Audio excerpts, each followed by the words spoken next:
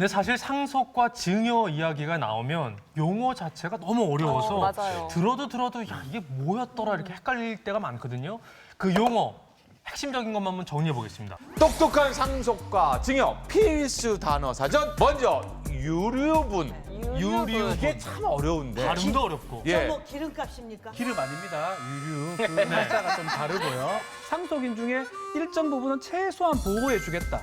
유언을 암만 많이 한다 하더라도 그게 유류분 제도라 하고요. 네. 우리 유류분 지분은 이렇게 정해져 있습니다. 배우자 같은 경우는요. 배우자는 법정 상속분의 2분의 1을 받을 수가 있고요. 또 자식들도 마찬가지 2분의 1을 받을 수 있는데 직계 존속이나 형제 자매 같은 경우는 본인이 원래 받아야 할 돈의 상속분의 3분의 1은 반드시 받을 수 있는 게 유류분이라고 보면 될 것 같습니다. 내가 옆에 있는 사람한테 더 많이 주기 위해서 미리 증여를 확 해버렸어요. 근데 그 주변 사람들이 이건 뭐지? 황당할 수 있지 않습니까? 네. 그때 청구하는 게 유류분. 맞습니까? 그렇죠. 맞습니다. 아. 정확합니다.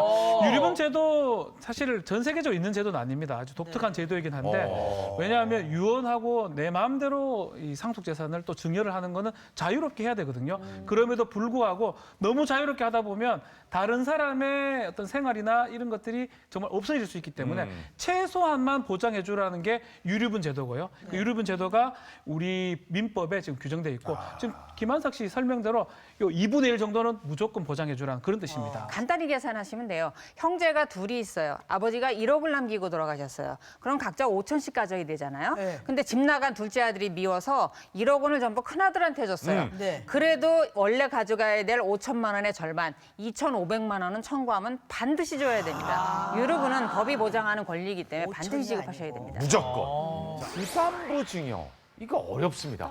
부담 이게 무슨 그냥 보겠습니다. 단어대로 그냥 부담을 가지고 증여를 받는다 뭐 이렇게 생각하면 되잖아요. 주긴 주는데 부담부 증여입니다. 증여라고 하는 건 무상으로 재산을 주는 거잖아요. 근데 조건을 붙인다는 거예요.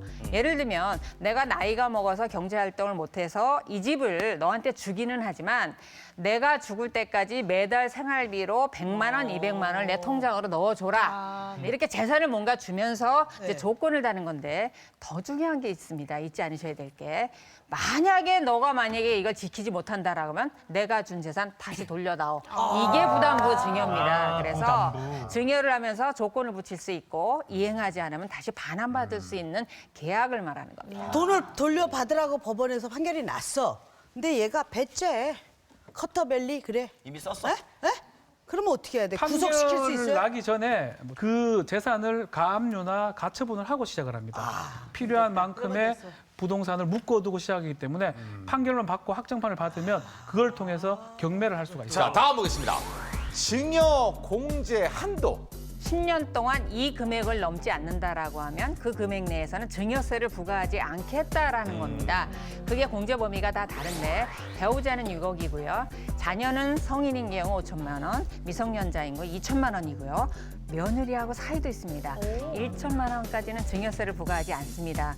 그러니까 돈이 만약에 있으시다라고 하면 10년별로 계획을 세워서 이 공제 범위 내에서 미리미리 증여하는 게 절세하는